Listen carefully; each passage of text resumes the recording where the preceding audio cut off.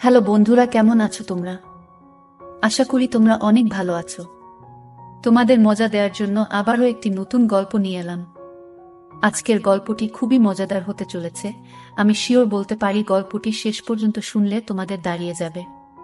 তাই ভিডিওটা শুরু থেকে শেষ পর্যন্ত দেখার অনুরোধ রইল। তাহলে কথা না বাড়িয়ে এবার আসল ঘটনা আসি। আমি সাজেদুল ইসলাম পল্লব, সবাই আমায় পল্লব নামেই চিনে। বয়স 25, উচ্চতা 5 ফুট 8 ইঞ্চি। 6 বছর আগে সেনাবাহিনীতে ভর্তি হয়েছি, বর্তমান পোস্টিং হয়ে যশোরে। আমাদের বাড়ি দিনাজপুর। বাড়িতে মা আর ছোট একটা বোন আছে। বাপ মহিদুল ইসলাম অনেক আগে মারা গেছে। আমি তখন ক্লাস 10-এ পড়ি আর ছোট বোনটা 6-এ পড়ে। তখন থেকে মা নিজে সংগ্রাম করে সংসার চালিয়েছে। ঘরে বসে সেলাই মেশিন দিয়ে মানুষের কাপড় বানিয়ে বানিয়ে আমাদের ভরণ পোষণ করেছে। কিছু চাষের জমি ছিল, তা চাষ করে আমাদের সংসার চলত। না তো আমার চাচা কাকারা যেমন হারামি এক মুঠো ভাত তুলে দেওয়ার মানুষ ছিল না। নানা নানি দাদা দাদি অনেক আগেই মারা গেছেন। মামা মামিরা আত্মীয় স্বজনরা কিছুটা সহযোগিতা করেছে, তাও না করার মতো। সাহায্য করেছে যাতে মা যা সম্পত্তি পেত ভাগে তা লিখিয়ে নিতে পারে। আমার সহজ সরল মা তা দিয়েও দিয়েছে। যা হোক, আমি কলেজে ভর্তি হয়েছি কেবলই, এমন সময় শুনলাম সেনাবাহিনী লোক নিবে। মাকে বলে লাইনে দাঁড়িয়ে গেলাম। আমার নিজের উপর ভরসা ছিল, কারণ আমি মোটামুটি সব দিকেই পারফেক্ট ছিলাম। যেমন উচ্চতা তেমন বডি। মা বলে আমি আমার নানা মামাদের মতো হয়েছি, ঠিক পালোয়ান। বাবা কাকারা তো এক একটা খাটো আর চিকন, কিন্তু সব কয়টা শুধু বোদের হাড্ডি। যাই হোক, ভালোই ভালোই টিকে গেলাম। বাড়িতে খুশির ঢোল বেজে উঠল। সবাই বলা বলি করল, যাক ছেলেটা চাকরিতে গেলে এখন যদি শেফালির কষ্ট দূর হয়। হ্যাঁ, আমি আমার মার কষ্ট দূর করার জন্য কোন দিকে না তাকিয়ে খেলাধুলা করার বয়সে চাকরিতে চলে গেলাম। গ্রামের বাড়ি হওয়াতে ভয়ের কিছু নেই, আশেপাশে তো চাচারা আছে। বোন রূপা আক্তার, বয়স 18, ইন্টার সেকেন্ড ইয়ারে পড়ে। বাবার মতো টিনে কাঠি। আমারই এমন মেয়ে পছন্দের না। জানি না অন্য ছেলেরা কিভাবে আমার বোনকে পছন্দ করবে। মা শেফালি বেগম, বয়স মনে হয় 42 হবে, দারুণ দেখতে, এখনো যুবতী মেয়েদের সাথে পাল্লা দিতে পারবে। ফর্সা লাল টকটকে, মার দীঘল কালো চুল, ঘন মেঘের ভেলা, এত ঘন লম্বা চুল যে তা সারা পিঠ বেয়ে কোমর ছড়িয়ে নিচে নেমে যায়। লাল টকটকে ঠোঁট আর টানা টানা চোখ, সব মিলিয়ে আমার কামনার নারী, আমার জন্মদানকারী বিধবা মা। যা চরম পাপ, যা কখনো পাওয়ার নয়। সবই জানি, সবই বুঝি, তারপরও মনের কোথায় যেন শেফালিকে নিয়ে স্বপ্নের নীড় রচনা করি। যেখানে মা নয় সে আমার শেফালি, শুধু শেফালি। আমার মনের এই গোপন চাওয়ার কথা শুধু আমি জানি। আমার সরকারি বেতনে মার রূপ যেন দিনকে দিন বেড়েই চলছে। মার গর্বে বুক সব সময় ফুলে থাকে। গ্রামে সব সময় আমার জয় জয়কার। 5 বছরে ভাঙা ঘর পাকা করেছি। এখন 4 রুমের বাড়িটা আমাদের শান্তির নিট। এবার ছুটিতে এসেই মা বায়না শুরু করলো আমার বিয়ে দিবে। কিন্তু আমার বিয়ের প্রতি কোনো মন ছিল না। যদিও এটা অনেক আগে থেকেই আমার বিয়ের কথা ভাবছে মা। আমি শুধু বারবার এড়িয়ে যাচ্ছি। আজ এ নিয়ে মার সাথে মুখ কালাকালি হয়ে গেল। মার এক কথা, রূপা বড় হয়েছে, বিয়ে দিতে হবে। এরই মাঝে কয়েকটা সম্বন্ধ এসেছিল। তার বিয়ে হয়ে গেলে সে একা একা কিভাবে থাকবে, হ্যান ত্যান কত কথা। আমি এসেছি শুনে ছোট মামা এলো। সারাদিন থেকে বিকেলে যাওয়ার সময় আমাদের সবাইকে নিয়ে যেতে চাইল। আমরা না যাওয়াতে জোর করে রূপাকে নিয়ে গেল। বলল 2 দিন পর মা বেটা গিয়ে বেরিয়ে আসবে আর রূপাকে নিয়ে আসবে। আমাকে আর মাকে নিয়ে যাওয়ার জন্য আর কি এমনটা করল। সন্ধ্যা থেকে আকাশটা মেঘলা হয়ে আছে দেখে বাইরে গেলাম না। না হলে 2 দিন থেকে এসে সন্ধ্যার পর বন্ধুদের সাথে আড্ডা মারতে বেরিয়ে পড়ি। আজ গেলাম না দেখে মাও খুব খুশি। গরম গরম পকোড়া ভেজে দিল। বিছানায় বসে মা বেটা মিলে আরাম করে খাচ্ছি। পল্লব, হুমা, কাউকে পছন্দ করিস? আমি মার মুখের দিকে তাকিয়ে মুচকি মুচকি হাসছি। বল না করিস? করলে এতদিন তুমি জানতে না, তবে হ্যাঁ, একজনকে খুব ভালো লাগে এবং এও জানি তাকে আমি পাবো না। কেন কেন পাবি না? আমার ছেলে কি দেখতে খারাপ? কোনো লাট সাহেবে বেটি সেরে? হা হা, তুমি দেখি রেগে গেলে। রাখবো না, এমন সোনার ছেলে আমার। আর কি না, বল তুই কে সে? বাদ দাও মা, আমার যাকে ভালো লাগে তার কথা দুনিয়ার কাউকে বলতে পারবো না, শুধু সৃষ্টিকর্তাকে ছাড়া। মা আমার এমন গম্ভীর কথা শুনে অবাক হয়ে চেয়ে রয়েছে। এটা কি কথা রে বাবা? আমাকে বলতে না পারিস তোর ভাবি মানে জামালের বুয়ের কাছে বলিস তুই? জামালের বুয়ের সাথে আমি অনেক ফ্রি ভাবে কথাবার্তা বলতাম, কিন্তু আমি মাকে বললাম তা না, তুমি আমার সবচেয়ে বড় বন্ধু, তোমাকেই যেহেতু বলতে পারছি না, সেখানে ভাবিকে বলতে গেলে তারা তো আমাদের শত্রু হবে, তাদের বলতে যাব কেন? তাহলে বল না, কে সে? কোথায় বাড়ি? কোন বাড়ির মেয়ে? মেয়েটি দেখতে কেমন? নাকি? আমি চুপ করে বসে রয়েছি, কোনো প্রশ্নের উত্তর দিচ্ছি না। মা অনেকক্ষণ আমার উত্তরের অপেক্ষায় থেকে মুখ গোমড়া করে চলে গেল। ঘন ঘন বিদ্যুৎ চমকাচ্ছে, আকাশটা কালো হয়ে আছে, রাতের তারাগুলো না জানি কোথায় ডুব দিয়েছে। আমি জানালার গ্লাস খুলে দিয়ে ঠান্ডা হাওয়া গায়ে মাখছি, হাত বাড়িয়ে ব্যাগটা নিয়ে খুললাম, সিগারেটের প্যাকেটটা বের করে একটা ধরিয়ে টানছি। প্যাকেট রাখতে গিয়ে মোবাইলের বক্সটার কথা মনে পড়ল। রূপার জন্য যা যা এনেছিলাম সব দিয়েছি, শুধু মারগুলো দেওয়া হয়নি, চেয়েছিলাম দিতে, এমন সময় ছোট মামা এলো তাই আর দেওয়া হয়নি। নতুন অ্যান্ড্রয়েড সেট, মা খুব খুশি হবে। আরেক বক্সে একটা স্বর্ণের চেইন। মার যেটা ছিল সেটা আমার এসএসসি ফর্ম ফিলআপের সময় বিক্রি করে দিয়েছিল। তখন থেকে মার গলা খালি, আরো কয়েকটা জিনিস আছে মার জন্য। আয় খেয়ে নে, ঝড় আসতে পারে, কারেন্ট চলে গেলে খেতে ঝামেলা হবে। আমি তাড়াতাড়ি সিগারেটটা জানালা দিয়ে বাইরে ফেলে দিয়ে, হা দাও। কি লজ্জা, মা সিগারেট খেতে দেখে নিল, জানে আমি খাই তবে এভাবে দেখিনি কখনো। ঘরে বসে সিগারেট খাওয়াটা ভুল হয়ে গেছে, সারা ঘরে সিগারেটের ধোঁয়া। মা বেটা খেয়ে দিয়ে উঠলাম। তারপর আমি মাকে বললাম, মা আমার রুমে এসো তো একটু। মা বলল, তুই যা, আমি থালা বাসনগুলো গুছিয়ে আসছি। আমি রুমে এসে শুয়ে রইলাম। মা 20 মিনিট পর হাত মুছতে মুছতে এলো। কিরে বাবা? আমি উঠে মায়ের হাত ধরে খাটে নিয়ে বসালাম। ব্যাগ থেকে এক এক করে শাড়ি, ব্লাউজের কাপড়, ছায়ার কাপড়, একটা বাদুর বোরকা, দুটো ওড়না, একটা শীতের জামা, চাদর ও একটা প্যাকেট দিলাম।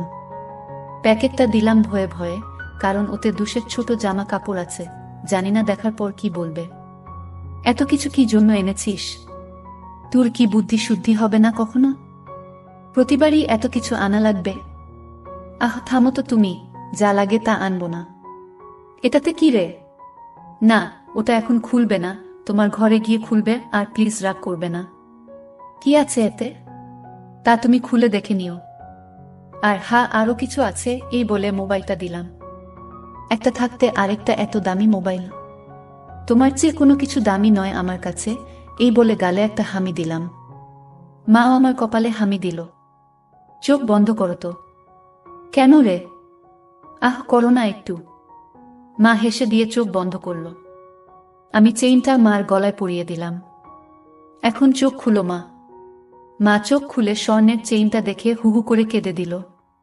না মা না, কাঁদবে না, প্লিজ মা, কেঁদে না, তোমার মুখে হাসি দেখব বলে নিয়ে এসেছি, সেখানে তুমি যদি কাঁদো তাহলে আমার খুব কষ্ট হবে মা। না রে বাবা, কাঁদছি না, তুই বুঝবি না এটা কিসের কান্না। খুশি হয়েছ মা? হারে বাবা, অনেক খুশি হয়েছি, এই বলে মা দাঁড়িয়ে আমাকে ধরল। আমি তো কেঁপে উঠলাম, মা কখনো এভাবে আমাকে ধরেছে বলে মনে হয় না। কি নরম, কি সুন্দর ঘ্রাণ, দুটো আমার বুকে পিষ্ট হচ্ছে। মা অনেকটা খাটো হওয়াতে তার মাথাটা আমার থুতনির নিচে, চুল থেকে সুবাস এসে নাকে লাগছে। নাক মুখ ডুবিয়ে দিলাম চুলে। ধীরে ধীরে আমার ওটা শক্ত হচ্ছে। মন চাচ্ছে হাত দুটো আরেকটু নিচে নিয়ে রাখি, তবে সাহস পাচ্ছি না। আমার মা যা রাগী মানুষ, ছোটবেলায় কত বেতুপিটা করেছে তার হিসাব নেই। মার মুখটা দুহাত দিয়ে ধরে কপালে একটা হামি দিলাম। আর কখনো কাঁদবে না মা, আমি যেন তোমার চোখে পানি না দেখি। আচ্ছা বাবা, আর কাঁদবো না। তো যাও, লাল তাঁতের শাড়িটা পরে দেখাও তো, দেখি কেমন লাগে আমার মাকে। যা পাগল, আমি বিধবা মেয়ে লোক, এমন লাল টপকে শাড়ি পরলে মানুষে কি বলবে? কে কি বলল তাতে তোমার কি যায় আসে? আর এখানে মানুষ আসবে কোথা থেকে? মানুষ ওর সামনে না পড়তে চাইলে পড়ো না, এখন আমাকে তো পরে দেখাও। আমার খুব মন চাইছে সাজুগুজু করে কেমন লাগে দেখতে। তাই ইস আমার বাবা এনেছে, আর আমি পরব না তা কি হয়? তবে মানুষের সামনে কখনো পড়তে বলিস না রে।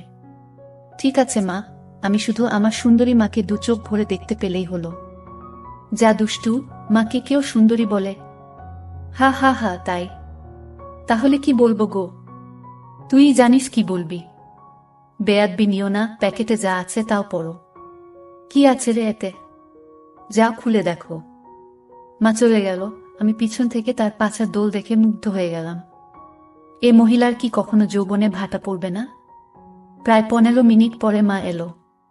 অসম্ভব, এ কাকে দেখছি আমি? এতদিন এক পেরে শাড়িতে যে মাকে দেখেছি তার সাথে এই মহিলার কোনো মিল নেই। কি সুন্দর, অতুলনীয়, গর্জিয়াস, যতই উপমা দিই না কেন কম পড়ে যাবে।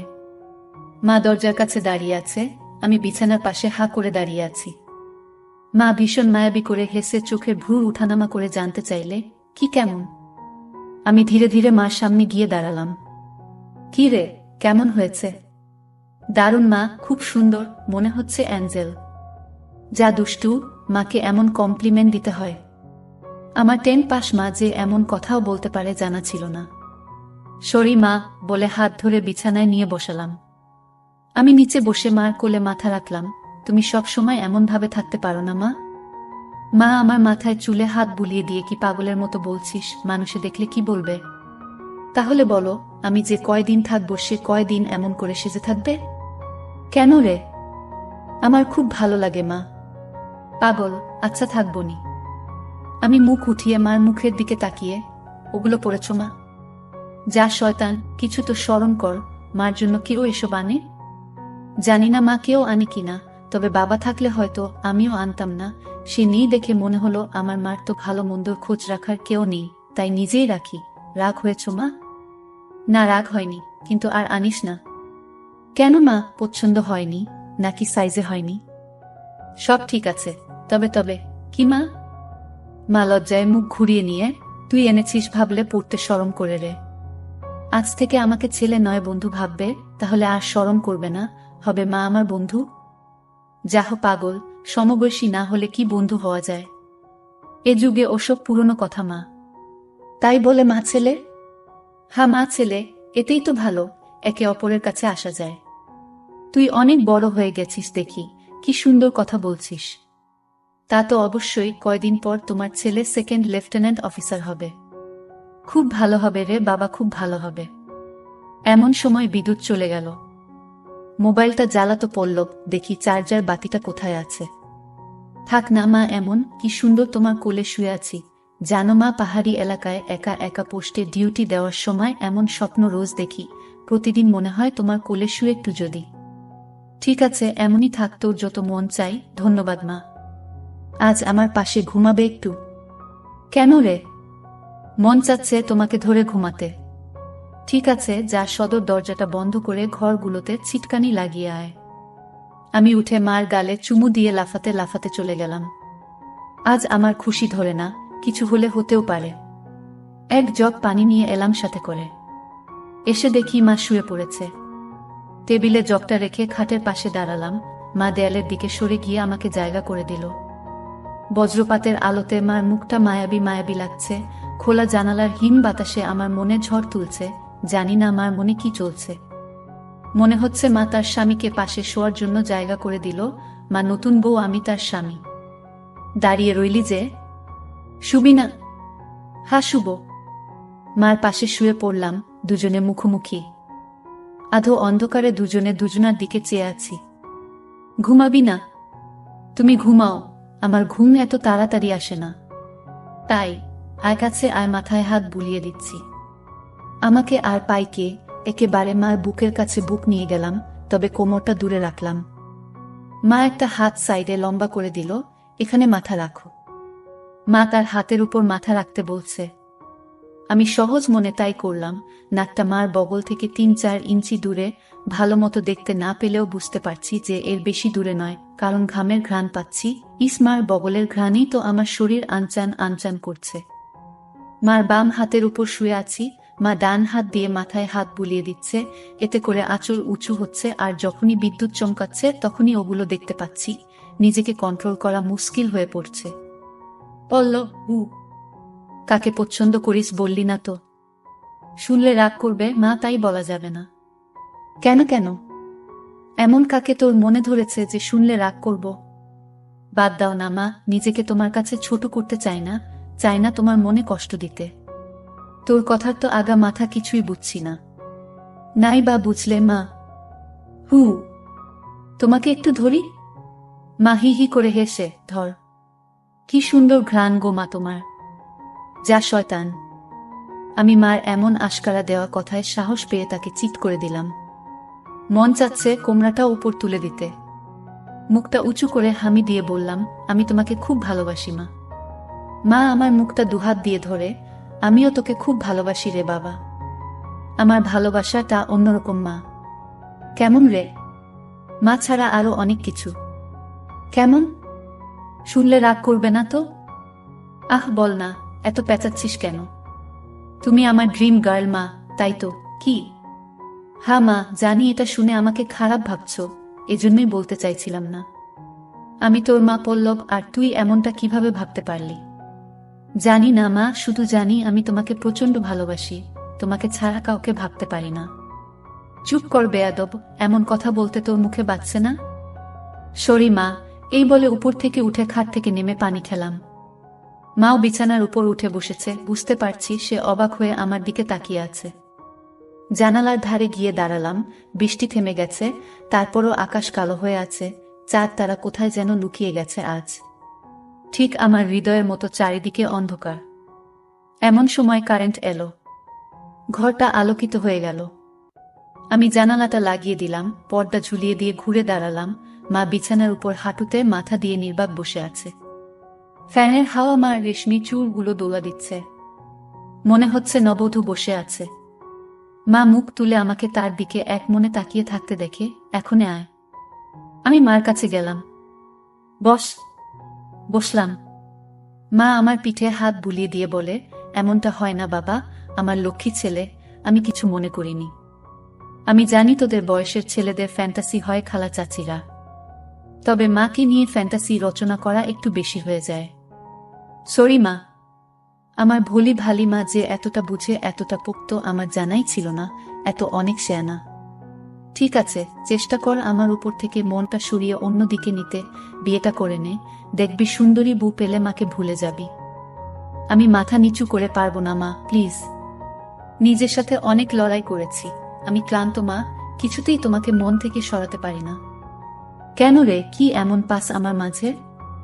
আমি মুখ তুলে মার মুখের দিকে তাকিয়ে, জানি না মা, শুধু জানি তুমি আমার সব, তোমার কথা চিন্তা করলেই আমার আমার কি তোর?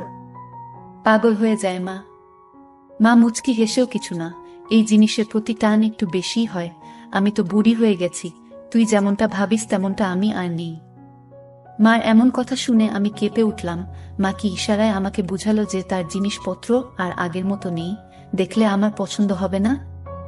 দেখ বাবা, এক একজনের এক একজনকে ভালো লাগে, তাই বলে কি তাকেই নিজের করে পেতে হবে এমন কোনো কথা আছে? অন্য কোনো মা হলে এসব কথা শোনার সাথে সাথে চিৎকার চেঁচামেচি করে বাড়ি মাথায় তুলত।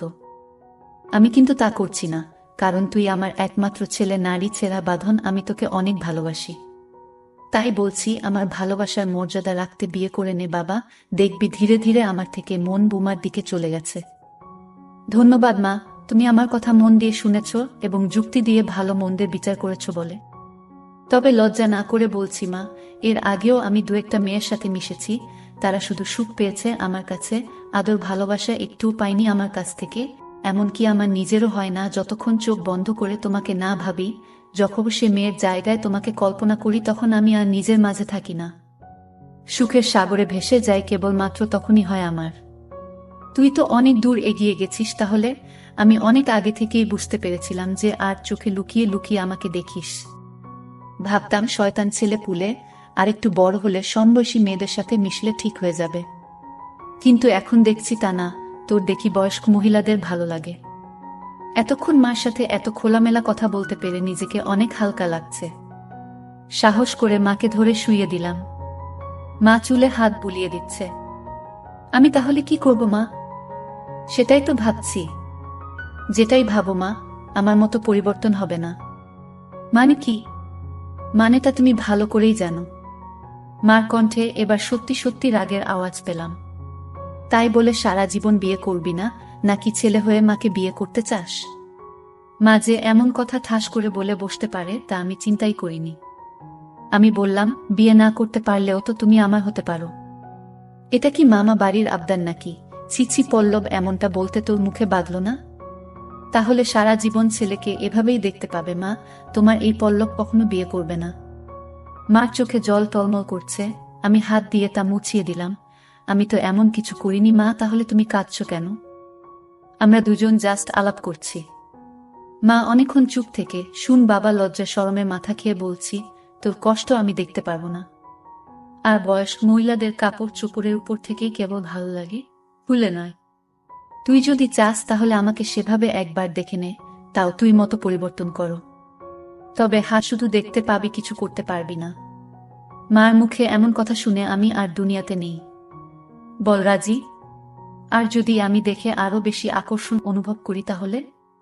আমি বলতে চেয়েছি যে আজ আমাকে দেখো, আর আগেও তো তুই অন্যদের দেখেছিস, তাহলেই তফাৎটা বুঝতে পারবি। আমার মনে হচ্ছে আমার মতো মার মনের ভিতরেও কিছু আছে, নয়তো দেখার কথা আমি তো কিছু বলিনি। মা নিজ থেকে দেখতে দিতে চাইছে যে। রাজি? হ্যাঁ রাজি। যা, বড় লাইটটা বন্ধ করে ছোট লাইটটা জ্বালিয়ে আয়। মনে মনে ভাবলাম, কি সৌভাগ্য, আজ তো আমার পোয়া 12 লেগে গেছে। নীল বাতিটা জ্বালিয়ে খাটের পাশে দাঁড়িয়ে রইলাম। মা উঠে দাঁড়ালো। ধন্যবাদ মা, আমার স্বপ্ন পূরণ করার জন্য। তোর জন্য আমি সব পারি রে, শুধু কথাদের সব দেখে নিয়ে মাকে ভুলে যাবি না তো, বা ভুল বুঝবি না তো? কি বলছো মা? তুমি আমার মা, আমার স্বপ্নের রানী, আমার ফ্যান্টাসির জগৎ, সব কিছুই তুমি। তোমাকে ভুলে গেলে তো নিজেকেই ভুলে যাওয়া হয়। কথা দিলাম মা, জীবন থাকতে তোমার অবাধ্য হব না। ভুল বুঝা বা ভুলে যাওয়া তো দূরের কথা। আমি বললাম, কিছু মনে করো না মা, আমি কি ছুঁয়ে দেখতে পারবো? মা আমার চোখের দিকে তাকিয়ে, আমি তোর মা পল্লব। হ্যাঁ মা, তুমি আমার মা এবং আমার রানীও। আমার আবদার শুনে মা শেষ পর্যন্ত রাজি হয়ে গেল। তারপর মা বলল, আমি তোর সব আশা পূরণ করব, তবে একথা পৃথিবীর কেউ যেন জানতে না পারে। আমি বললাম, ঠিক আছে মা, একটা শুধু তুমি আর আমি ছাড়া পৃথিবীর কেউ জানতে পারবে না। মা আমার কথা শুনে বিশ্বাস করলেন এবং আমার সব আশা পূরণ করল।